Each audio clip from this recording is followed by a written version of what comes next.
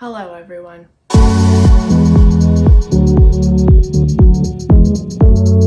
If you're new here, make sure to click that subscribe button down below so you can watch my videos that come out every Friday. Today, I am going to be telling you my birth story with Daisy. Grab yourself a cup of tea, a cup of coffee, some water, a snack, sit down, relax, and let's get started. This one is a doozy. Where do I even start? It's 1 week before. 1 week before I had Daisy, it was Easter, I believe. Yes, Easter. And Jaden and I and Jack had dinner at our family's houses, and I came home in between a lunch and a dinner on Easter, and I thought that my water had broken. And I remembered from when my water had broken with Jack, and it was just kind of trickling, and then I was in labor for 36 hours. So I went to dinner at my grandma's house with my family. Jaden and Jack came along, and I just pretended like everything was fine, nothing was happening. I was having a contraction here and there, but nothing too concerning or like overwhelming that I couldn't just kind of mask it so that nobody knew, because I wanted to keep it to myself until I really knew for sure that that was what was going on. After dinner, we had left at around 7:30 and dropped Jack off at his grandparents, Jaden's parents that is, and we snuck over to Kamloops to see if anything had happened, and turns out I peed my pants. That was not the beginning. 1 week later, April 9th, I went in for my final appointment and I had a cervix sweep done. And because my due date was April 10th, they had decided that they were going to book an induction date just in case, so that I wouldn't have to go back in and have to do that all again later. My induction date was booked for April 17th. That was at I think 9 in the morning. I came home, went about my day. Later on that afternoon, I decided I do not want to wait until April 17th. Not that that meant I was going to have to wait until that date, but I am very impatient, and I was hoping to have her on my due date or over the weekend would have been very ideal for me. I went to a pharmacy, I picked up a bottle of castor oil, came home, and drank the whole thing. I know that's not recommended and that's not how you're supposed to do it, and don't get me wrong, I absolutely 110% do not recommend doing that for anyone. It's not fun. Castor oil is a laxative, and I think that that's all I need to say. It ended up making me really sick, and I ended up puking it all up, basically. After I got sick, I started getting really strong contractions. They were very intense, but quite far apart, so I kind of just was like, well, you never know. Let's just wait and stay home for now. And this was probably around 7:30 or 8 o'clock at night at this point. And by 10 o'clock, I was talking to my mom. I don't know what to do. I'm having really bad contractions. And that night, we were supposed to have a really bad snowstorm, and especially on the highways around us. And because we live in a small town, they don't actually deliver babies here. So we have to drive to the next town over, and so we could go and deliver our baby. So my mom suggested maybe we should go just in case, so that the highways don't close, that it's more safe for us to go before the snow gets really bad. And so I said, okay. I called my sister-in-law and my brother-in-law, and they came and stayed at the house so that we didn't have to wake up Jack and kind of move everybody everywhere. They just came and stayed here and took care of him for us. So we went to Kamloops, and we got there at around 11 o'clock. They brought me in. Something I forgot to include was when they checked my cervix, I was already 1.5 centimeters dilated, and so she assumed that I would have Daisy before the 17th anyways. Moving on. We get to the hospital, they check me, and I am 2 centimeters dilated. So I have progressed 0.5 centimeter, not a lot, but I am progressing a little bit. So they suggested that I get a hotel for the night, stay close, because things could change in a short period of time. This is my second baby. Usually they come faster than the first. Apparently, that's what everybody told me. That's what I heard from a lot of people. That was not the case. They gave me Gravol and morphine, and they sent me off, and we went and got a hotel for the night. The whole night I cannot sleep. My body is sleeping, but my brain is awake, and my contractions are not feeling very good. We got through the night, we got up in the morning, went and got some breakfast, and then we were at the hospital by 10:30 or 11 in the morning. They checked my cervix again, and I had only dilated to a 3. They said, I suggest you try and get something to eat, try to get some rest, go back to the hotel, stick around close. You don't want to be driving home and then coming back within a few hours anyway, so just stay in town and we'll see how things progress. So we go to the hotel. I slept pretty much all day. I think I woke up at like 7 o'clock at night. I was starving. So I sent Jaden to go get me Taco Bell because that's just what I wanted as my final meal for some reason. That's all I wanted. So he went, and I think he had left by 8 o'clock, and Taco Bell is just like, I don't know, 2 blocks from where we were staying, and he was taking a really, really long time, and I was really starting not to feel good because of the morphine that they had given me, and just like I hadn't taken any of my nausea medication, which I had had to take the entire pregnancy with Daisy,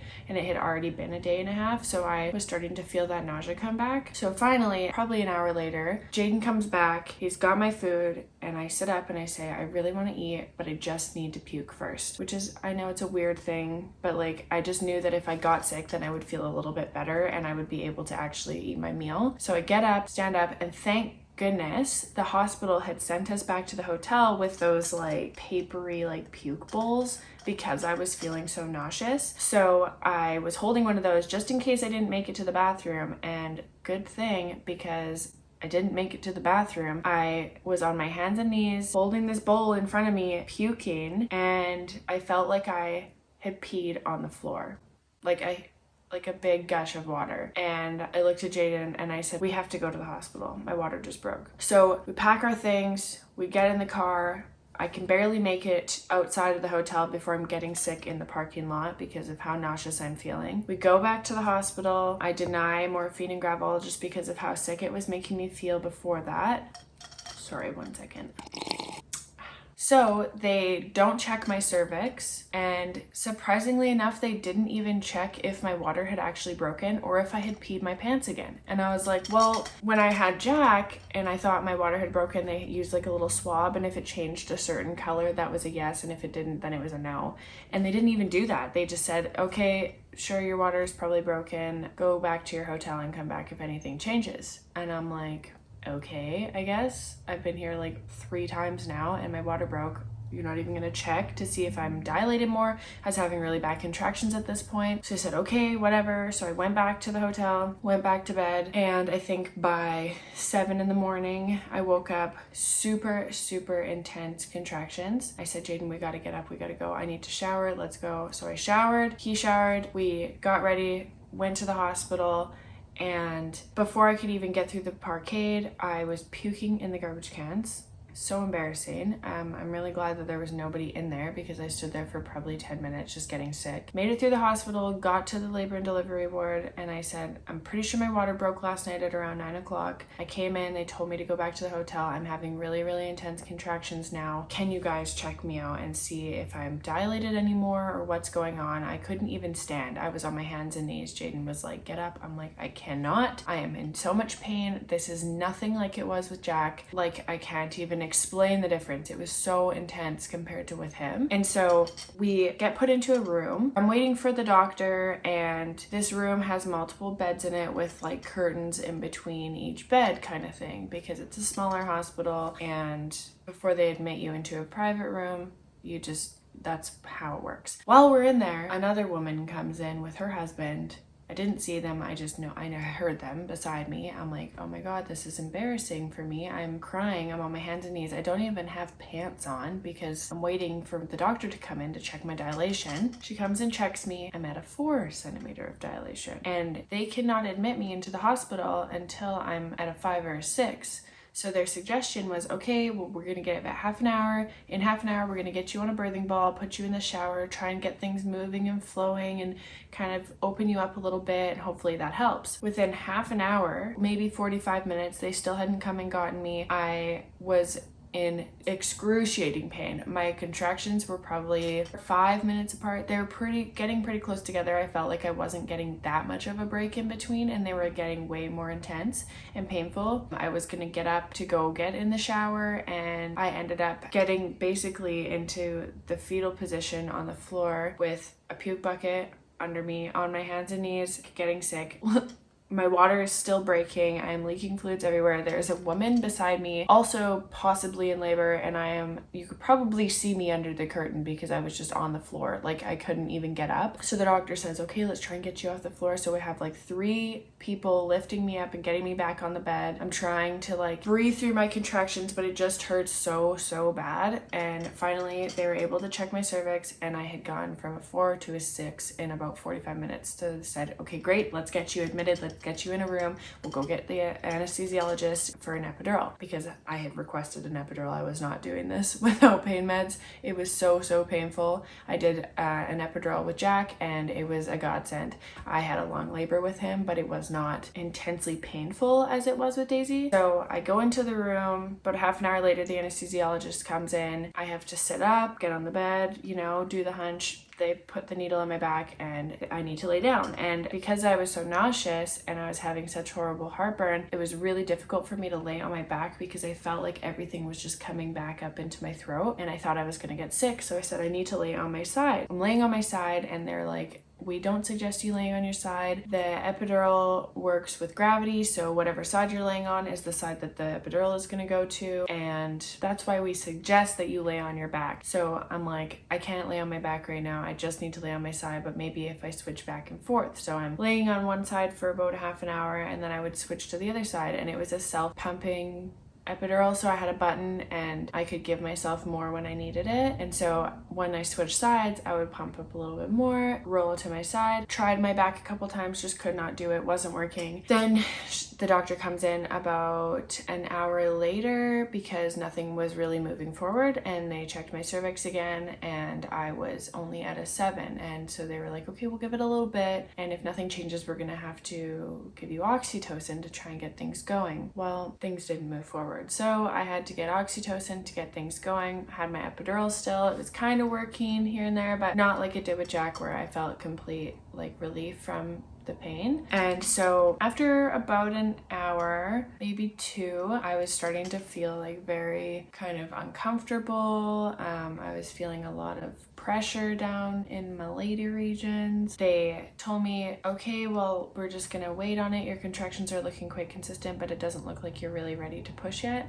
So I said, okay. And the doctor came in a little while later and said, okay, we're just gonna check you and make sure like we're moving forward. So I said, okay, lean back, check my cervix again. I was at 9 centimeters dilation. So they said, great, we're moving forward soon enough. It'll be soon. You're gonna be able to push. I'm like, great, this is awesome. I don't even remember really the time frame. I just know that it was between 6 and 7 o'clock. I was starting to feel like she was coming out of me. Like I'm laying there and I'm kind of just trying to adjust. I'm like, oh my God, this hurts. My epidural is only working in my legs and in my belly and not in the places that I really wanted it to work in. And so I'm laying there and I feel a really intense contraction. I'm like, oof, taking a breath, trying to just relax, breathe through it, let it finish. Right away, another contraction comes in. I'm like, oh my God, what is going on? I was like, it feels like her head is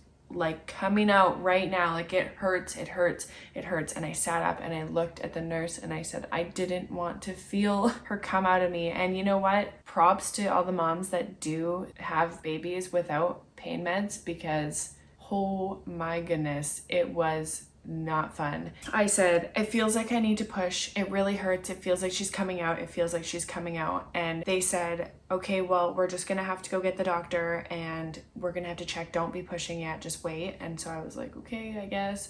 So I'm waiting. The doctor comes in a couple minutes later, checks me, says I'm at a 10. They're like, okay, let's get ready. We're gonna start pushing soon. I'm like, finally. So I started pushing at 7 o'clock. I cannot feel my legs. So I am pushing. The doctor and nurses are not helping me hold my legs up. I am holding them on my own, which was extremely difficult. So I said to Jaden, can you hold one of my legs and I'll hold the other? And then finally the doctor chimed in and was like, oh, do you want me to hold the other leg? Yes, please. I am struggling over here. I can't feel anything except for my baby coming out of me, and it is not feeling good.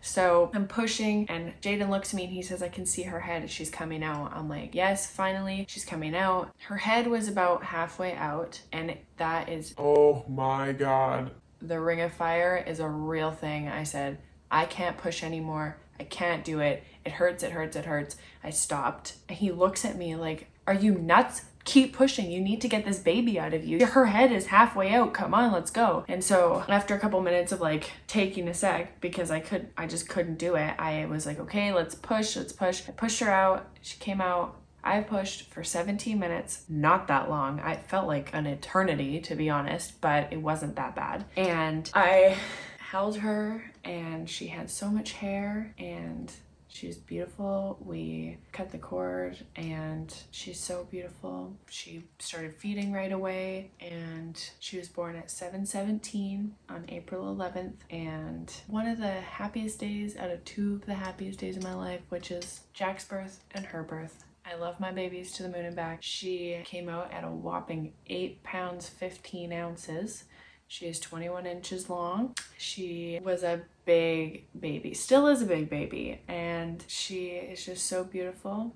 Her name is Daisy Jade. Daisy being after my brother, because that is his birth flower. It is her birth flower as well, but the main reason for myself to choose that name was because it represents him in a way that's not really throwing it in her face, where it's like, you're gonna be named after him, because I don't want that, but I did want something that kind of represents him a little bit. I don't know if you guys noticed, but there are quite a few 17s in this birth story. We have my induction date being on April 17th. We have birth time, 7/17, pushing time, 17 minutes, and she just happened to be born 17 days before my brother's birthday, which is so crazy to me. So crazy. And I'll explain that to you because back in December, my mom went to a medium and spoke with her, and she had mentioned that my brother was there and that he was holding up the number 17. Just wait.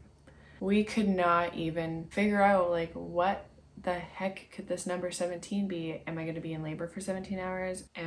Is she going to be born on the 17th of March or April? Is, like, what does number 17 mean? And then when it came around, the induction date, the birth time, pushing time, 17 days before his birthday, there are my 17s. And it was just so cool to know that he was really there with us in spirit, and I'm so grateful that I had him with me in my heart, because I really had a hard time and it was not fun, and I got one of the most beautiful babies out of it, and I'm so grateful forever and ever. So thank you very much for listening. If you like this video, be sure to like it below and comment. I would love to hear comments what your favorite part of the story was. Just if you have kids, how old they are, when they're, like, maybe not when they were born.